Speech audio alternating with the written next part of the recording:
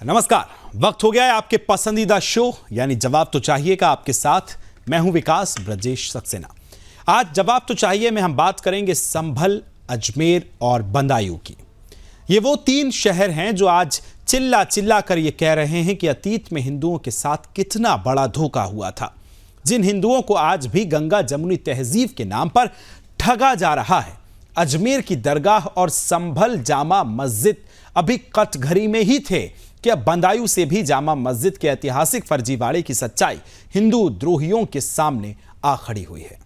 जी हां, उत्तर प्रदेश के संभल के बाद अब बदायूं जिले के जामा मस्जिद को लेकर हिंदू पक्ष ने अब यह दावा किया है कि असल में पौराणिक नीलकंठ महादेव का मंदिर है।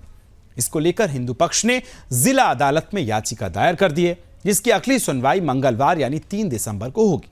लेकिन संभल, अजमेर और बदायूं की बात होने पर उनके पेट में दर्द शुरू हो गया, जिनको हिंदुओं को अंधों की तरह मजारों पर चादर चढ़ाते देखना अच्छा लगता था, जिनको हिंदू मुस्लिम एकता का राग अलापते सेक्युलर हिंदू अच्छे लगते थे।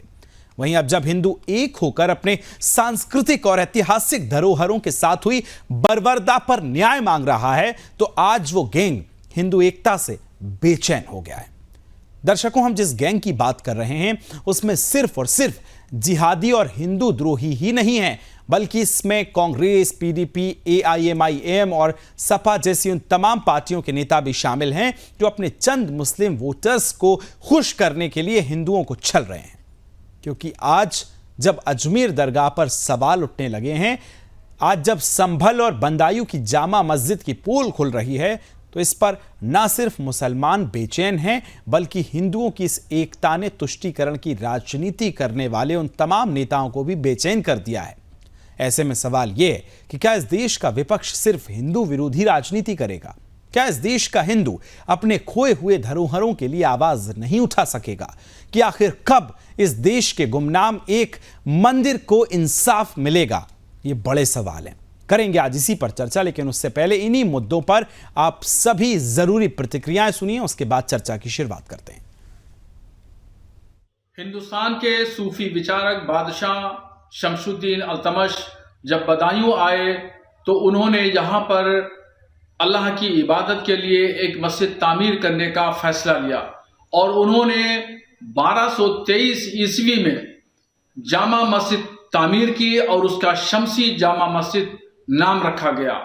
उस वक्त से लेकर के 1856 तक का जो ब्रिटिश पीरियड का इतिहास है, उस इतिहास में शमसी जामा मस्जिद बदायूं दर्ज है और यहाँ पर कहीं भी मंदिर होने का या मूर्ति का कहीं कोई सबूत नहीं है। 1192 में जब मोहम्मद गौरी और पृथ्वीराज चौहान की लड़ाई हुई थी, तब जो पृथ्वीराज चौहान हार गए तो उसके बाद मोहम्मद गौरी ने अपना सेनापति कुतुबुद्दीन ऐबक दिल्ली भेजा। दिल्ली पर राज स्थापित करने के बाद उस समय 2 राजा थे, दिल्ली के पृथ्वीराज चौहान और कन्नौज के जयचंद। तो जो उन्होंने दिल्ली पर कब्जा करने के बाद ये जो बदायूं क्षेत्र है वो उस समय कन्नौज का अधीन आता था।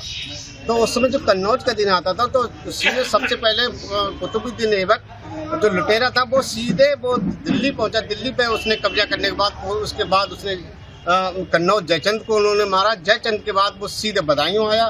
बदायूं पर राजा महिपाल को उसने मार के उसने अपना राज्य स्थापित यहाँ अपना कब्जा कर दिया गया। कब्जा करने के बाद उसने यहाँ पर अपने दामाद इलितमिश को बदायूं का सूबेदार बना गया। सूबेदार बनते ही उसने ये भगवान नीलकंठ महादेव के मंदिर को ध्वस्त किया। ये हुई कि जो मुकदमा दायर किया है नीलकंठ महाराज की तरफ से और जामा मस्जिद को पार्टी बनाया है, तो उसमें जिन लोगों ने दावा दायर किया उन्हें दावा दायर करने का हक ही नहीं है। दावा ये पेश किया गया है कि ये जो डिस्प्यूटेड जगह है ये नीलकंठ महादेव का मंदिर है और इसमें पूजा अर्चना करने की अनुमति दी है। कोर्ट ने अभी कोई फैसला नहीं दिया है, उसी पर सुनवाई चल रही है। उन्होंने ये कहा है कि ये सूट जो है मेंटेनेबल नहीं है। आज बहस उनकी ओर से शुरुआत हुई है बहस की और डीजीसी जो है वो सरकार की तरफ से अपना संभल की घटना की न्यायिक जांच भी चल रही है। शासन के निर्देश पर उच्च स्तरीय जांच भी चल रही है। संभल के जो भी दोषी हैं, जो भी गुनाहगार हैं, उनके खिलाफ कानून के तहत कड़ी कार्रवाई होगी और निष्पक्ष जांच होगी। जो भी दोषी होगा, जांच आयोग हैं वो अपना काम खुद करेंगे वो अपना तय करेंगे कि किस तरीके से उनको क्या करना है। हमें तो आज बस उनको असिस्ट करना है, जहाँ पे भी वो जाएंगे संभवतः वो स्थल का निरीक्षण करेंगे, वो जो ज़रूरी चीज़ें कलेक्ट करेंगे, हमसे जो जवाब तलबी होगी वो सारी चीज़ें हम करेंगे। सिक्योरिटी के लिए उनके साथ प्रॉपर जो फोर्स है, जो बेसिक डोकरम होता है उसके अनुसार व्यवस्था की गई है। कांग्रेस वोट बैंक की राजनीति करती है, प्रो इस्लाम उनको वोट दिखता है मुसलमानों के साथ, इसीलिए वो संभल जा रहे हैं। और किसी ऐसे हिंदुओं के ऊपर अगर होता है तो वहां इनकी जुबान नहीं खुलती। संभल की घटना पूरे देश के लिए ये बहुत बड़ी दर्दनाक घटना है और हृदय को दहलाने वाली घटना तो ही है। और देश की जो हमारी आपसदारी है, शांति है, आपसदारी है, भाईचारा है, और जो प्रदेश की गंगा जमुनी संस्कृति है, उससे इस घटना से असर पड़ता है। देखिए, संभल में जो भी घटना अभी हुई है ये सरकार की कराई हुई घटना है और इस तरीके से ये सीधा सीधा मुस्लिम लोगों का मनोबल गिराना चाहते हैं। नहीं, आप अजमेर शरीफ के बारे में जो श्रद्धालु बोलेंगे या डिवोटीज है, उसमें कई गैर मुस्लिम भी तो है, नॉन मुस्लिम भी तो है। तो वो तो एक भारत के एक सिंथेटिक कल्चर का भी रिप्रेजेंटेशन है। तो इससे तो सबको तकलीफ हो रही है। मैं आपको बताने, अच्छा आज तक अजमेर से दरगाह पे नहीं है, सलीम चिश्ती दरगाह पे भी केस पड़ गया। सलीम चिश्ती की जो दरगाह है वहां पे भी केस पड़ गया। अब आप बताइए, यानी कितना पुरानी दरगाह वो माने वो तो 400 साल पुरानी दरगाह है, वहां पे केस डाल दिए। तमाशा बना के रख दिए लोगों ने। ये गलत है, ये इससे देश मजबूत नहीं होगा। ये देश के हित में काम नहीं हो रहा। जो प्लेसेस ऑफ वर्शिप एक्ट है उसको फॉलो करने की जरूरत है। तो क्या करते हो कि मस्जिद को गिरा के इसमें देखो मंदिर ढूंढ लो, यही है ना, यही हो रहा है। अभी देखिए संभल में कितना बुरा हादसा हो गया।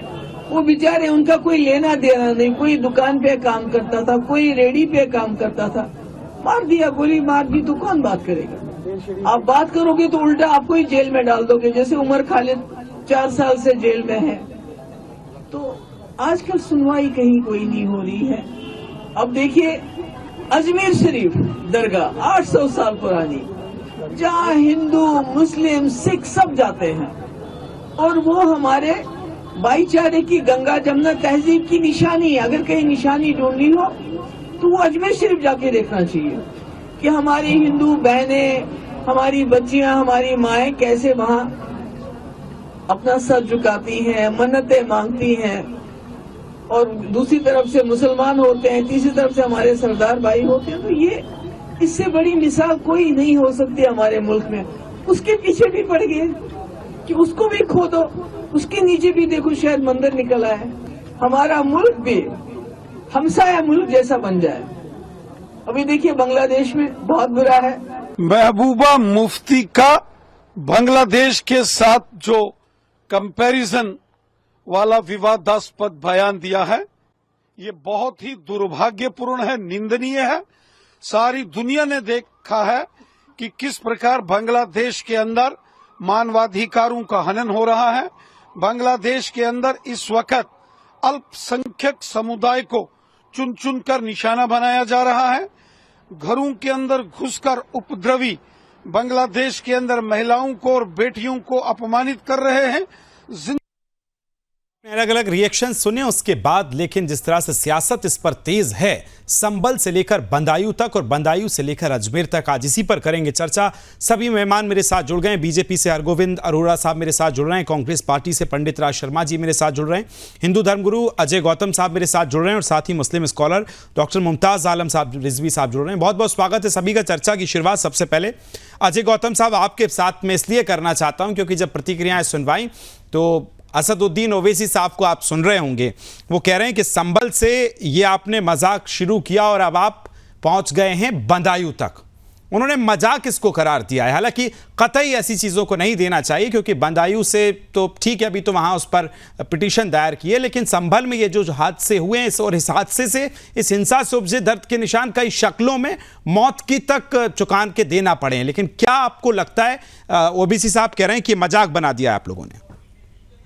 ओवैसी साहब जो है वो भारतीय राजनीति के अंदर खुद एक मजाक है, इसलिए वो एक मजाक अगर दूसरे 22 तरीके की बात करता है तो उसको सीरियस लेने की आवश्यकता नहीं है। कश्मीर से लेके कन्याकुमारी तक अगर कहीं भी कोई भी ऐसी जो पूजा पद्धति की जगह है जहां कभी भी हिंदुओं की पूजा पद्धति के चिन्ह रहे हैं, हमारे मंदिर रहे हैं, हमारे महादेव रहे हैं, हमारे भगवान विष्णु के मंदिर रहे हैं, हरिहर के मंदिर रहे हैं, अगर कहीं भी उसको तोड़ के गैर कानूनी तरीके से तलवार के दम पर अगर कोई गैर इरादतन और गैर कानूनी उस पर ढांचा तामील कर दिया गया है तो हिंदुओं को पूरा अधिकार है कि अपनी विरासत में मिली हुई पूजा पद्धतियों को, मंदिरों को वापस से लेने का।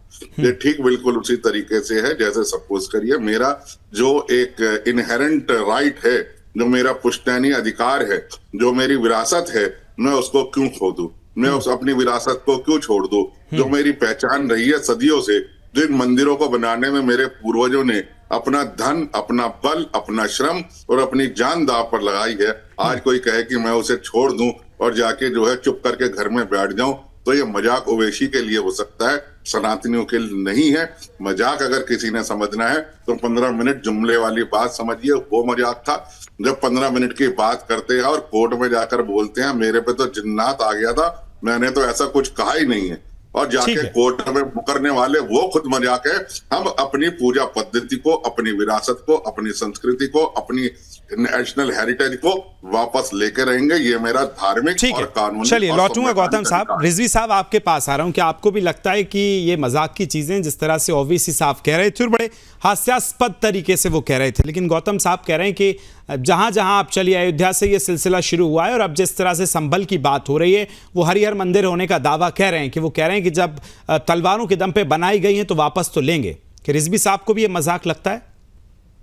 नहीं, देखिए ऐसा है, मैं असदुद्दीन ओवैसी का तो तर्जुमान हूं नहीं, लेकिन मुझे उम्मीद है कि जितने लोग यहाँ पैनल में बैठे हैं वो संविधान पे यकीन करते होंगे जी, संविधान को मानते होंगे। इसके साथ साथ जब अयोध्या और बाबरी मस्जिद पे फैसला आया उसको भी मानते होंगे, मुझे पूरा यकीन है। और ये बात बार बार कहते हैं, उसी फैसले में प्लेसेस ऑफ वर्शिप एक्ट 1991 का जिक्र किया गया, उसी में जिक्र किया गया, और उसमें क्या क्या कहा गया है मैं आपको साफ साफ बता दूं। और आज मैं यहाँ पे आपके चैनल पे कुछ चीजें क्लियर करना चाहता हूँ ताकि देश जो है वो बच जाए। देश को जो लोग बांटना चाहते हैं, जो लोग देश को नुकसान पहुंचाना चाहते हैं, जो लोग देश को विकास नहीं बल्कि विनाश के रास्ते पे ले जाना चाहते हैं, उनसे देश को बचाया जा सके। देखिए, जब फैसला दिया गया सुप्रीम कोर्ट में अयोध्या और बाबरी मस्जिद के मामले पर, तो उसमें प्लेसेस ऑफ वर्शिप एक्ट का बाकायदा जिक्र किया गया और उसमें साफ साफ ये बात कही गई कि जो भी अब मामले हैं मुगलों के दौर के या प्राचीन काल के, वो अदालत के सामने कानूनी तौर पर नहीं लाए जाएंगे, उन्हें नहीं पेश किया जाएगा।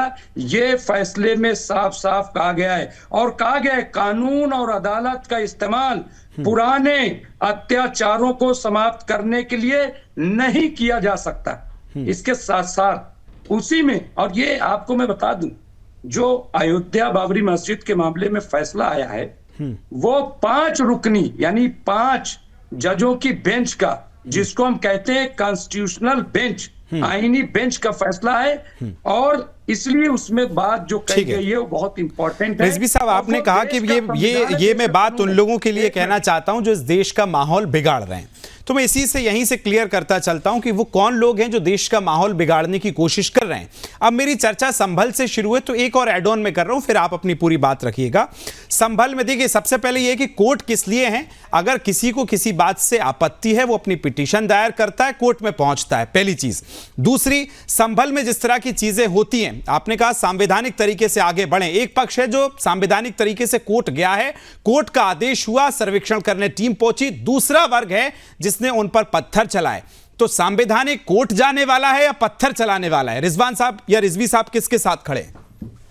देखिए मैं आपको बता दूं, पहली चीज इसको समझ लीजिए कि जो हमारे ऑनरेबल जस्टिस थे डीवाई चंद्रचूड़, उन्होंने मौखिक तौर पर यह कहा था कि अदालतें जो हैं वो जो निचली अदालतें हैं वो देख सकती हैं 1947 के मामलात को, नंबर 1। लेकिन मैं इसमें रिटर्न में आपको बता रहा हूं 5 रुकनी बेंच जो हमारा कानून बन गया, संविधान बन गया, मैं उसकी जिक्र कर रहा हूं।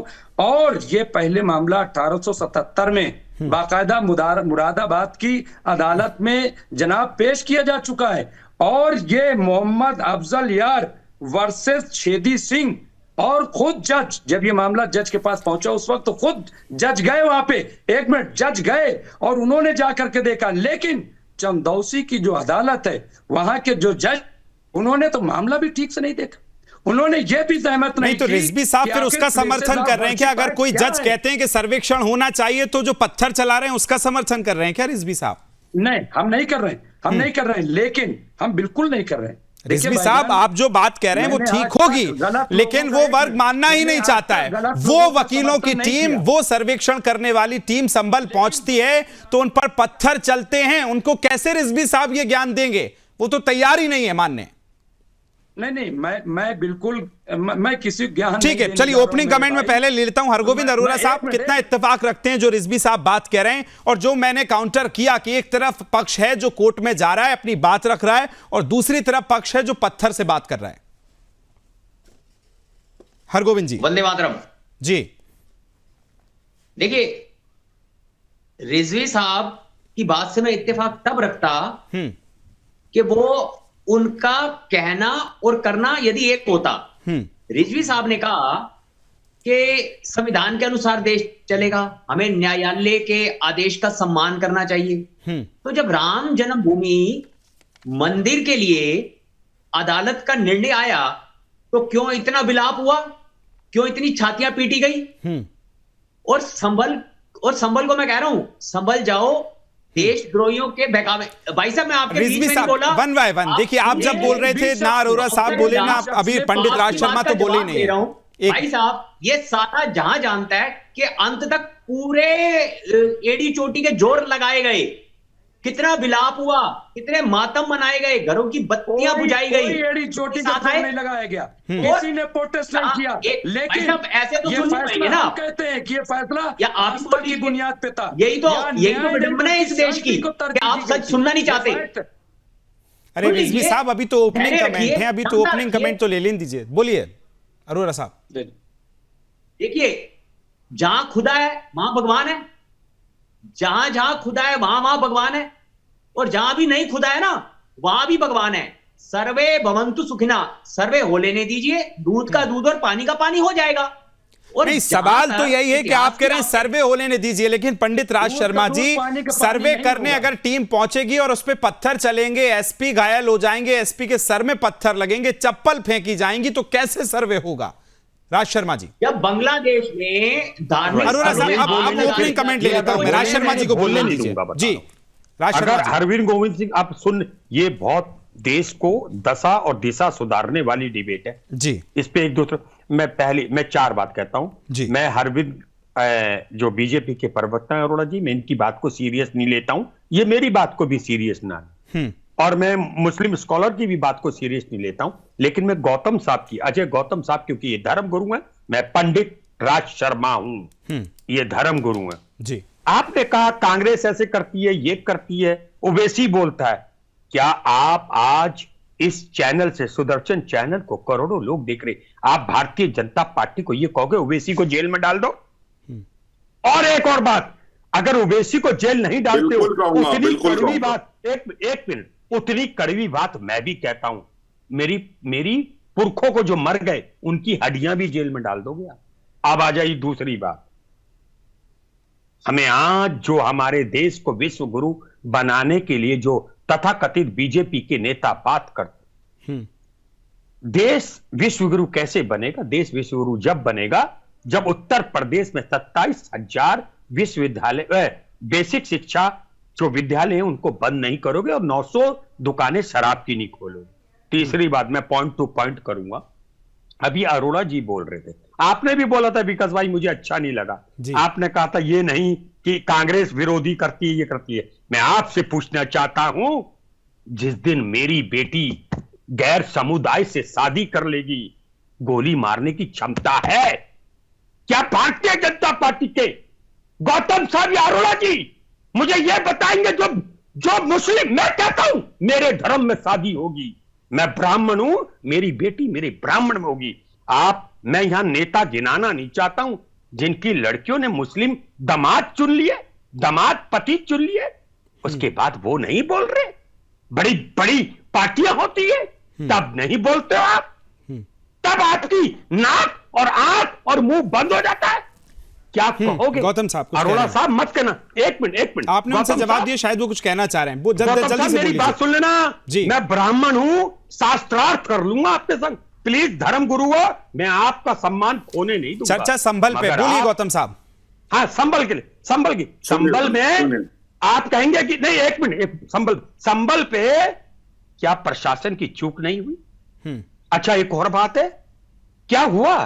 कानून पे मेरा विश्वास है, मगर विश्वास तब उठ जाता है जब यहां तो एक दिन में फैसला और सर्वे हो जाता है। मेरा जीता जाता उदाहरण है, देहरादून में मेरी मां मरी, 25 बीघा जमीन मेरे नाम करने के लिए तहसीलदार ने 17 या 18 सितंबर को ऑर्डर, 19 सितंबर को ऑर्डर करा, वो अभी 4 दिन पहले मेरे नाम आई। आखिर ऐसी क्या बात थी कि यहां तो नहीं, अब फिर सवाल ये है कि आज कल इतने दिनों बाद जब आपको फैसला आया तो उसका पंडित राज शर्मा जी ने इंतजार किया ना, उसके अगले दिन राज शर्मा जी पत्थर तो नहीं चला दिए कोर्ट पे। हाँ, मैं कहता हूं ठीक है गौतम जी, 10 सेकंड में अपना जवाब रख लीजिए, फिर चलूंगा आगे जी। देखिए, पंडित राज शर्मा जी ने बिल्कुल कहा, ब्राह्मणों से मुखमासीद राहु बाहु राजन्य कृता पुरु तदस्य तदवैश्य है ब्राह्मणम मुखम जायता। ठीक है, तो रही बात इसकी, अब मैं आपको बता दूं, जब अकबरुद्दीन ओवैसी ने यह कहा था कि गाय को खाने में कोई समझौता नहीं, ये स्वाद का मामला है, तो यही पंडित गया था हैदराबाद की पीएमपीएमएलए कोर्ट में पीडब्ल्यू विटनेस 37 अजय गौतम बन के अकबरुद्दीन के यहाँ उसी के घर में गवाही देने के लिए ऑर्डर शीट पढ़ लीजिए। ठीक है, मैं खाली टीवी पे बोलने नहीं आता मैं, इसलिए दूसरी चीज आपने असदुद्दीन ओवैसी के लिए कहा, असदुद्दीन ओवैसी ने जब 2015 में ये कहा था कि ये हिंदू जो हैं ये मरने आए हैं और हम इन्हें मारने आए हैं, ये कुत्ते हैं, तब उसके बाद शादरा फर्श बाजार के अंदर 156 में मुकदमा नंबर 155/2015 मैंने लिखवाया था, आज भी कड़कड़डूमा कोर्ट में अंशुल मलिक की कोर्ट में पेंडिंग है। तो महाराज ब्राह्मण आप हो ना, तो ब्राह्मण भी हैं। ठीक है, अब संभल पे जाते हैं, मैं सभी से कहूंगा संभल और उसके बाद बंदायूं पे चर्चा है आज। ठीक है, टीवी पे बोलने के लिए नहीं है, टीवी पे बोलने, सुन तो लीजिए, टीवी पे बोलने के लिए नहीं है, हाथ में फरसा लेकर धर्म की रक्षा करने के लिए भी खड़े होते हैं। हमारा तो मैं संभल के ऊपर, ठीक है, संभल के ऊपर आपने जवाब दूंगा आपको। अरे राज शर्मा जी, आऊंगा आपके पास, आऊंगा, पूरी बात सुनिएगा, बोलिए संभल पे बोलिए। आप जिस पार्टी के प्रवक्ता हैं, सुनिएगा महाराज, पंडित जी सुनिएगा, आप जिस पार्टी के प्रवक्ता हैं उसी के नंबर 2 राहुल गांधी हैं, जो फिरोज खान के पोते हैं, जब कोर्ट के ऊपर आपने देखा, कहते हैं आप किसके, फिर मैं कह दूंगा, आपने देखा आप किसके पोते हो मैं जानता हूं।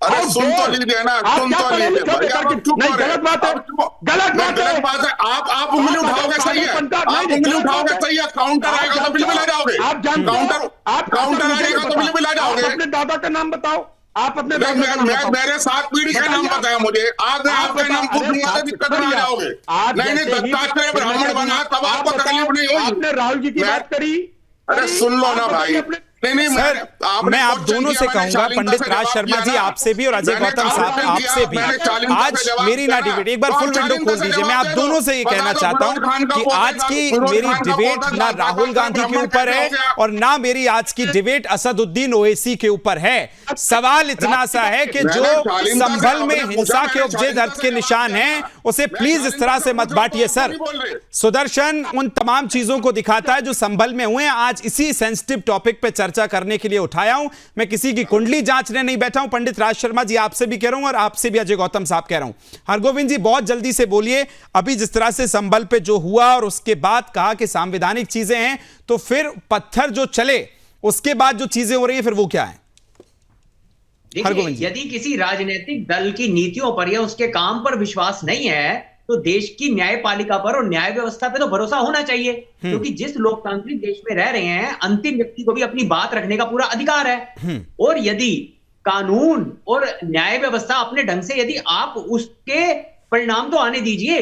क्या आप जो एक बात करते हैं कि संविधान के अनुसार देश चलना चाहिए, तो क्या पत्थरबाजी संविधान के अनुसार अनुकूल है? और मैं उन मासूमों से भी, उन बहकाए हुए लोगों से भी और उनके माता पिता से भी निवेदन करूंगा कि उनको भड़काने वाले तो छुप जाते हैं, तो शहादत उनके बच्चों की हुई ना, और मुकदमे उन पर लगे, तो वो क्यों बहकावे में आ रहे हैं? देश उनका है, देश सबका है और देश में सबको सब मिल रहा है, स्वाभिमान मिल रहा है, सम्मान मिल रहा है। पड़ोस में जाके देखिए ना, बांग्लादेश और पाकिस्तान में तो खाने के लाले पड़े हुए हैं। तो आप तो भारत माता का शुक्रिया अदा कीजिए। सम्मान, शिक्षा, न्याय सब कुछ तो मिल रहा है यहाँ, तो उस न्याय व्यवस्था पे भरोसा कीजिए। अरोड़ा साहब इसका मैं जवाब लूंगा, रिजवी साहब के पास भी चलूंगा। पंडित राज शर्मा टू बदायूं लगातार चर्चा चल रही है और आज इसी पर चर्चा है। सभी मेहमान मेरे साथ जुड़े। रिजवी साहब, सवाल चर्चा की शुरुआत एक बार फिर आपके साथ में ये करना चाहता हूं कि संभल में जो हुआ वो सभी ने देखा। सवाल इतना है कि अगर आपको लगता है कि वो जामा मस्जिद है, बदायूं हो या संभल हो, उसको आप न्यायिक प्रक्रिया से लड़ेंगे, आपके जो पक्ष हैं, जो आपका इतिहास है, जो आप अभी बता रहे थे, वो कोर्ट में रखेंगे, या फिर जो सड़क पर हो रहा है उसका समर्थन करेंगे? सवाल इतना सा है मेरा। हो रहा है उसका समर्थन कोई नहीं करेगा। और जिस तरह से वहां पे नारेबाजी पहले हुई, जय श्री राम के नारे लगा करके विष्णु शंकर जैन के साथ लोग जा रहे थे, क्या ये मुनासिब था? क्या वहां पे ये किया जाना चाहिए था? इस पे आप बात क्यों नहीं करते?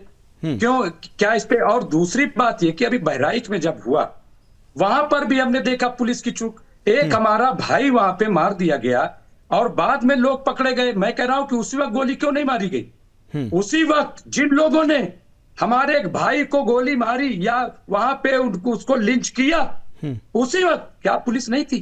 पुलिस नहीं थी, क्यों उन लोगों को गोली वहीं पे गोली मार देते जिन लोगों ने?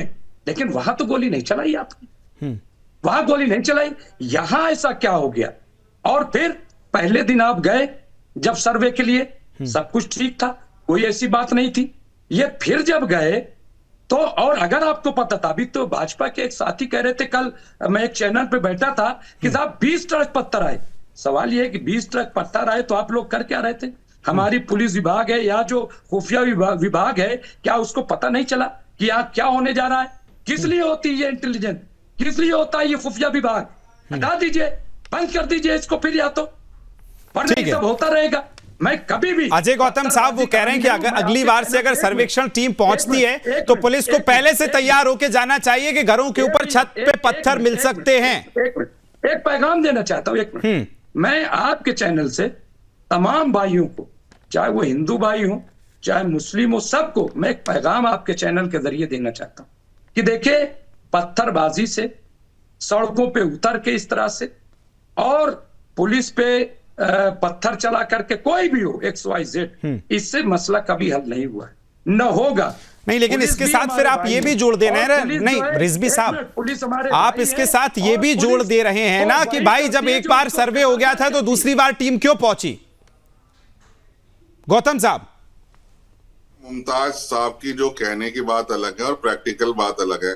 अगर आप मुमताज साहब की भी तलाशी लोगे ना, मुमताज साहब, अरे मुमताज सुनते नहीं हो भाई, दिक्कत तुम्हारे साथ यही है, और अपनी कहते हो दूसरे के सुनते नहीं। शुरू करते हो। वहां कांग्रेस के तर्जुमान ने कहा, कांग्रेस के तर्जुमान ने हमें कह दिया कि साहब हम इनको सीरियस नहीं लेते। अरे भाई, ये लोग तो कांग्रेस, राहुल गांधी को सीरियस नहीं लेते, हमें क्या सीरियस लेंगे? अरे सुन तो लो ना भाई, सुन तो लो।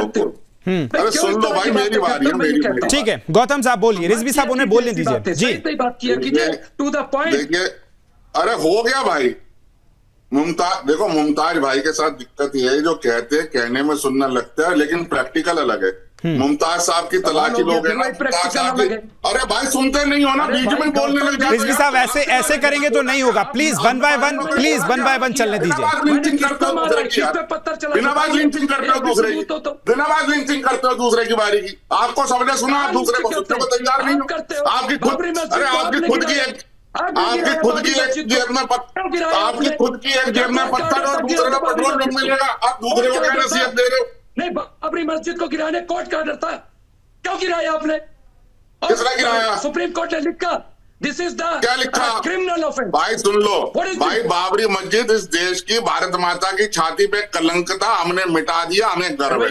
ये दोबारा बोलूं, संविधान को नहीं मानते? बाबरी मस्जिद भारत माता की छाती पे कलंक था, हमने मिटा दिया, हमें गर्व है, हमें गर्व है, हमें फक्र है। और एक बार बोलूं क्या, तब तसल्ली होगी। नहीं रिजवी साहब, सवाल इतना सा है, आप जो कह रहे हैं ना संवैधानिक तरीके से, तो फिर आपके जो फैक्ट्स हैं वो आप रखिए संभल में कि भाई जामा मस्जिद है तो क्यों है और कब से है, वही वो कह रहे हैं ना गौतम साहब के हमारे पास भी कागज हैं, वो हम कोर्ट में रख रहे हैं, पर उसका जवाब सड़क पे तो नहीं होगा ना। मेरे को 10 सेकंड तो बोलने दो सर, मेरी बात नहीं रिजवी साहब प्लीज ऐसे मत करिए, मैंने आपको समय दिया, गौतम साहब सुन रहे थे, पंडित राज शर्मा जी सुन रहे हैं, मेरे अरोरा साहब भी सुन रहे हैं, बोलिए गौतम साहब। देखिए, मैं ये कह रहा हूं, जो हमारे मुस्लिम स्कॉलर कह रही हैं, ये व्यवहारिक तौर पर अलग है, वास्तविक तौर पर अलग है। अगर मुमताज रिजवी की तलाशी लोगे, इनकी एक जेब में पत्थर, दूसरे में पेट्रोल बम निकलेगा, और ये भी जा रहे होंगे सड़क पे पत्थरबाजी करने के लिए, ये वास्तविकता है। ठीक है ना, टीवी में बैठ के अच्छी अब देखो फिर शुरू हो गए, अब ये फिर शुरू हो गए।